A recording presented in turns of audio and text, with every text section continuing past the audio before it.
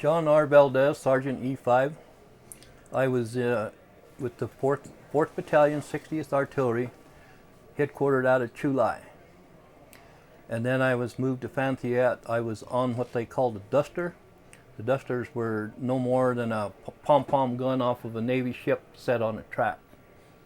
And we used to, pretty much the whole time I was over there, we just did perimeter support. Like with the 101st Airborne Division, I used to mine sweep Highway 1 and that kind of stuff.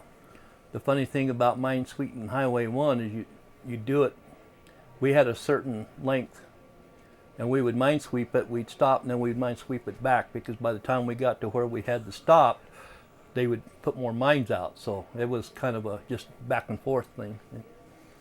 And one of my fondest memories from over there was I had a real young guy. He was about like 19 years old, and he was very, very nervous about being over there and stuff. And he was always worried about dying. And I said, well, we can fix that right away. So I got my other crew members, we went out and we dug this hole and we laid him in, and he says, okay, now you're dead and we're going to bury you. And he looked at me and he started laughing, and I says, now that you're dead and buried, you don't have to worry about dying anymore, do you? And he just perked up, and just, his whole attitude just changed. So. For the rest of his tour? Yeah. I'll be darned. And that's just some little things like that you could do, especially for them younger guys. And well, I guess I really wasn't that old, but I was older than most of them, because I was, 20 or 21 when I was over there. And my tour of service was from January 1968 to February of 1969. So you were in Tet. Yes, I was. Yeah, I was. When I got to Chulai, I landed in Long Binh, and then they took us, supposedly were supposed to take me to Chulai, and I wound up in Dong Ha with the Marine Corps. So I spent 2 nights there till they could get me out of there and get me back to Chulai. Yeah, so I had my taste of the Marine Corps also. So that was pretty good. 2 days was enough, I bet. Yeah. So that's where we were. But when I did get to Chulai, when we woke up that day after we were there, everything was just leveled. They had hit us where we were at, and so everything was pretty leveled. So that's how I got started over there and everything.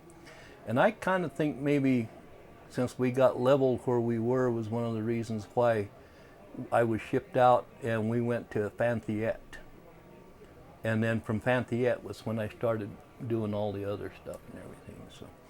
So anyway, it was an experience, probably something you'll never forget, but the thing of it is I pretty much volunteered to go over there, because when I got done with my AIT at Fort Bliss, Texas, it was automatic weapons air defense.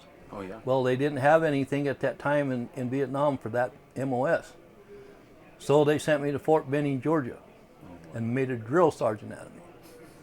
And after going through basic training every 8 weeks for about a year, I decided that's enough. Right. So I said, if you got a chance to send me to Vietnam, and at that time they found out that they needed some replacements in my MOS on those dusters and the quad 50s. That's what we run over there. So they got shipped over. They sent me home for about 10 days at Christmas time, and off I went. So anyway, that was my trip over there and everything. So that's amazing. Too bad. Well, John, I hear them getting geared up for the governor. Yes, but, they are. Welcome home, John. You bet. Thank you so much for your time service. and effort and everything that you guys are doing here.